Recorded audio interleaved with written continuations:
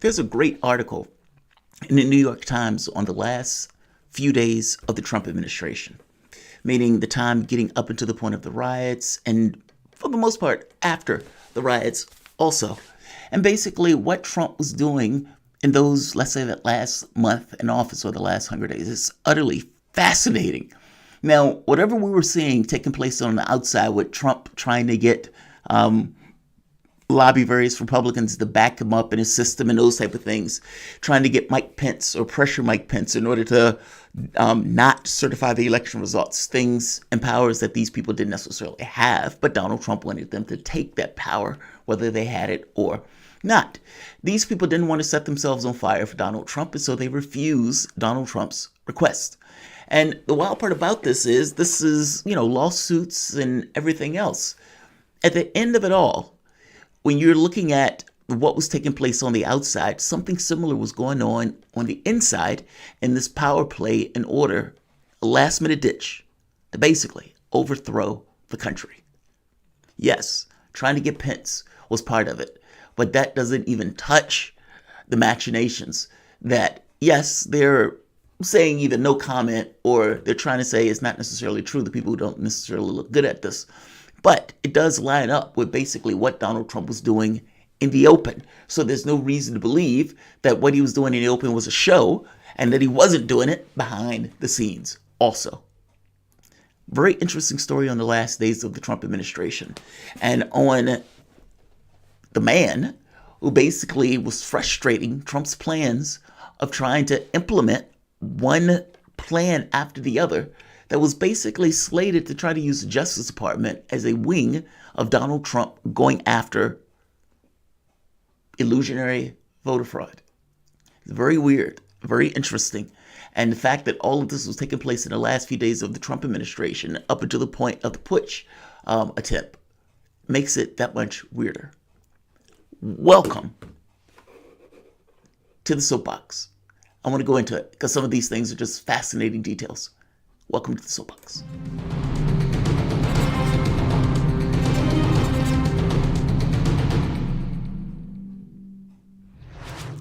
My name is Jamarl Thomas. This is the Progressive Soapbox. Guys, if you dig this content, please like, share, and subscribe. You can always support this content through PayPal or Patreon. This content is brought to you by you, and I appreciate you the opportunity allowing me to do it. Let's start here.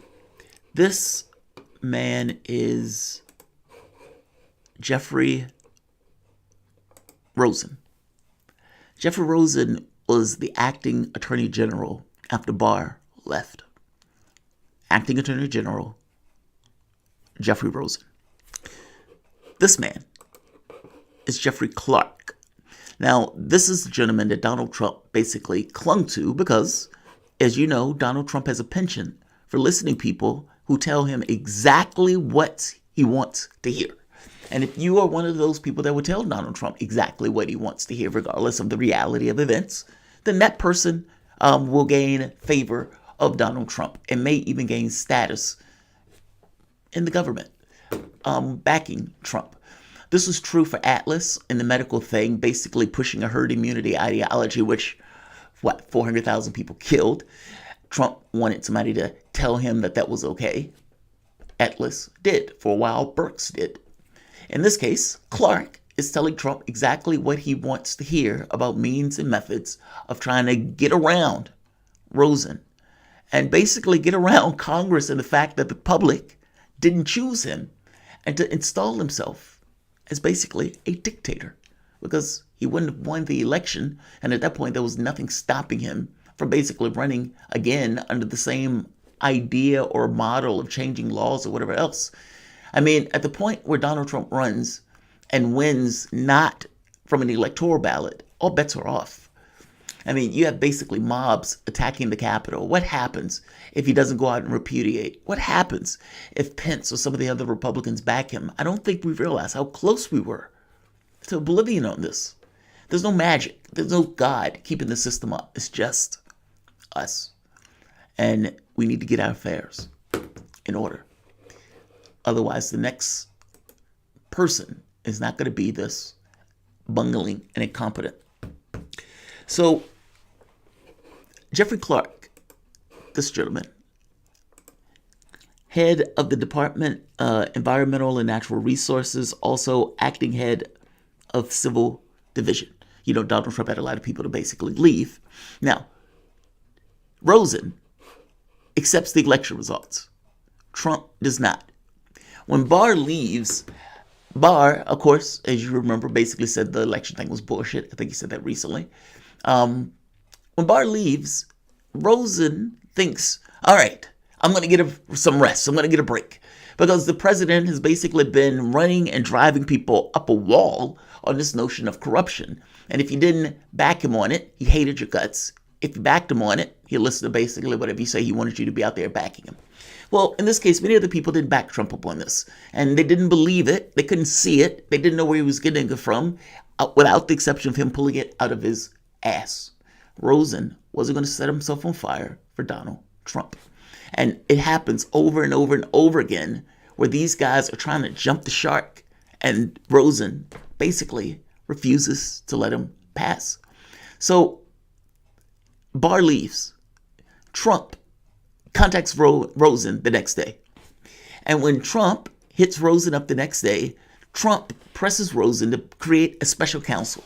And he wants the special counsel to look into Dominion voting machines, a maker that Mr. Trump and allies have falsely accused of working with Venezuela to flip the voting results.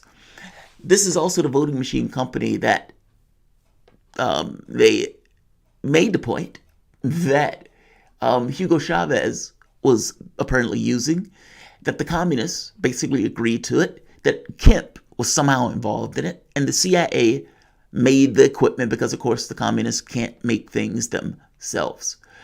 This is the stuff that they wanted people to believe. So this starts off with them trying to get a special counsel to basically look into these claims. Now, this gets further. Trump summoned Rosen to the Oval Office and wanted the Justice Department to file a legal brief supporting allies' lawsuits seeking to overturn the election loss. Meaning he wanted to use the Justice Department as basically an extension of his own campaign lawsuits. Think about that. That's not the point. That's not what that's supposed to be used for. He basically is pushing out a conspiracy theory. Donald Trump doesn't want to accept the election results. And not just to say, I won, period. I won in a landslide. Makes it that much more ridiculous. On this case, he wants them to file legal briefs basically backing up his conspiracy theories and having the Justice Department to basically do it. That's astonishing. Now, Trump also continued after their meetings to press him either through phone calls or showing up from the standpoint of visits. Meaning Donald Trump had a full court press on trying to get Rosen to basically either file some kind of briefings or to do something to push the Justice Department to get involved into the lawsuit on the side of Donald Trump, not necessarily on the side of America, the country. There's a difference in those things. Rosen refused all of this. He basically said, no, I'm not going to do this with the Justice Department. I'm not going to turn this into a clown car. So Donald Trump continued to push. And on top of continuing to push, came across Jeffrey Clark. Now, in one of the other situations, Donald Trump basically loved Clark. Because like I said, Jeffrey Clark was like Atlas. He would tell Trump exactly what Trump wanted to hear, regardless of what was taking place outside. If Donald Trump wanted you to tell him it was raining and you told him it was raining, regardless of what's taking place, it can be a scorcher. You will prosper. The problem is with people like Fauci and some of the other people, Fauci had ever so often lied, but Fauci was more so pushed to that lie. In these cases, these are people who are basically just yes men, henchmen for Donald Trump. Clark gets more involved.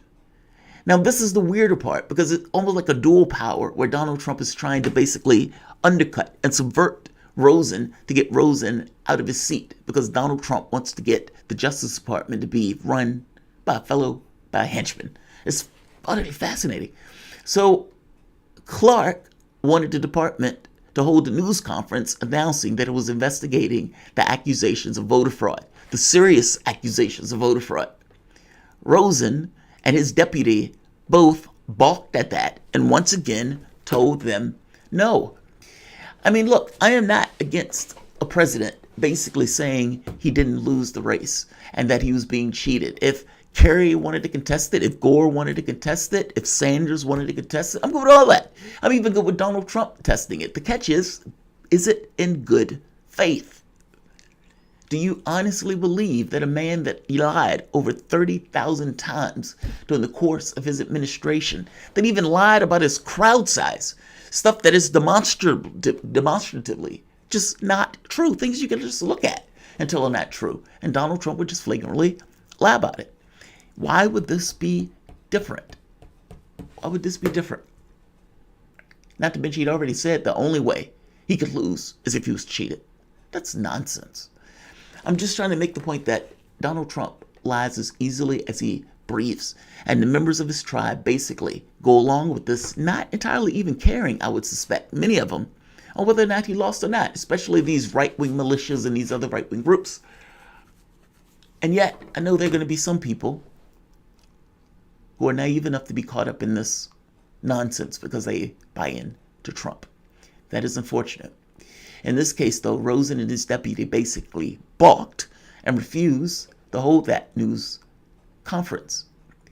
Clark also went further and drafted a letter that he wanted Rosen to send to Georgia state legislator that said the Justice Department was investigating accusations of voter fraud in their state. It was not, and that they should move to void Mr. Biden's win there. They should not. This is the stuff that is taking place. This guy, who Donald Trump just so happens to start liking, is pushing the Justice Department to basically go after Georgia, or for that matter, use the Justice Department for the ends of the Trump campaign. All of this was taking place within the course of a few months, right after Barr left.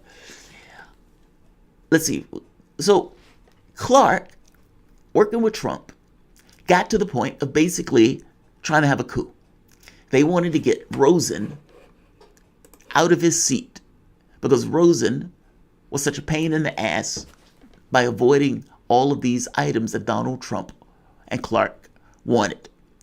So Clark has a conversation with Trump. Now, Rosen and Clark were supposed to be there for that conversation, but Rosen sped up his timeline. Clark sped up his timeline so he can get to Trump first. And in the conversation, whatever the conversation was, the plan was to get rid of Rosen. Now, keep in mind, Rosen and many of the people that work with Rosen had a pact. If Donald Trump tried to get rid of Rosen, all of them would resign en masse to trying to show this thing of support and trying to show the problems associated with Clark taking over and the reasons that Clark wanted to take over. So when they go to a meeting with Donald Trump, they have a 3-hour meeting.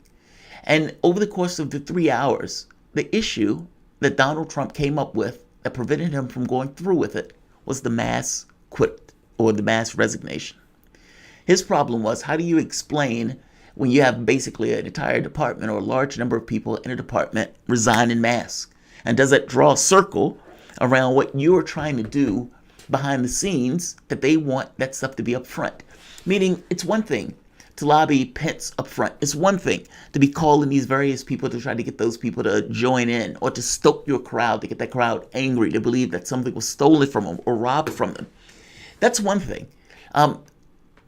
It's another thing, though, in the situation where you have... Jesus Christ, I lost my train of thought. I guess I'm just trying to make the point that getting all of these people stoked up and angry would have foreseeable outcomes. These are the foreseeable outcomes. And look, whatever you want to think about it, at the end of the day, the Justice Department is not an appendage of the campaign. I didn't think that was true when Hillary Clinton had Loretta Lynch basically pushing Comey to talk about the case in Clinton's scenario, like a matter and all of this other stuff, basically using Clinton's lingo to talk about something that was a federal criminal case. I didn't like it when it was happening then, and I don't necessarily like this idea of this stuff taking place behind the scenes with Trump. Yeah, we dodged a bullet with Trump. This was not a glorification of our system. This was something failing on a monstrous level that, yes, the various institutions and whatnot held, but if you would have had just a few more people in positions of power, this would have been a greatly different outcome. If Donald Trump didn't turn around and put a knife in his people after the election, what if Trump pardoned those people that the Democrats and some of the law enforcement were going out with? Then what? I'm trying to make the point that this is not something to be glorified. Yes, Trump was taken out of office. Yes, Trump tried a coup attempt. Yes, 5 people died as a result of that, sending people to the Capitol and this kind of march. Yes, there seemed to be other Republicans or even some kind of military or police element that was involved. All of that stuff is true. That still doesn't touch the fact that Trump did all of this, in my strong suspicion, in bad faith. I don't believe for a moment he thought he won in a landslide. And therein lies the problem. The goal and the point of this wasn't the glorification of American democracy or glorification of a representative government or running in a contest and win or lose. You pretty much take your lot and you take your ball and go home if you lose. That was somebody with a ego, just an entire this just flagrant mendacity to basically go along with this kind of narcissistic refusal to accept the election results, even if that means the destruction of any notion of representative government at all. Look, I've given you my perspective. I think the impeachment is legit, and I think it's valid. Democrats will overreach. And yeah, they will use this for political reasons and political tactics to keep people out of office or whatnot, and even maybe to go after various Republicans. Yeah. But these guys jumped the shark. And in jumping the shark, basically are allowing the repressive elements of government to kick into play, especially against right-wing elements that will be used to hit the left. And it's already being used to hit the left. But I'm just saying, from the standpoint of trying to prevent a behavior from taking place again in the future. And yeah, I would prefer, just like 9/11 and from the standpoint of Iraq, I would prefer to create a disincentive in presidents in the future from taking this type of behavior. If indeed, again, the point is bad faith. If you have evidence, show it. I was all for it. But at the point where you couldn't show it, and at the point where it was being thrown out, and at the point where you have a history of being a flagrant liar, there's nothing in me that gives me reason to believe this case. Like, share, and subscribe. We honestly dodged a bullet. And until we get our society straight, and I would argue this is more of an economic issue in regards to the consternation that people are having and feeling and whatnot, the fact that Donald Trump got elected at all in some level is a repudiation of status quo politics. And the best that Biden is doing is basically bringing us back to the exact same conditions that brought us Trump, with the worst element of COVID and homelessness and evictions and food banks, etc., etc., etc. Like, share, and subscribe.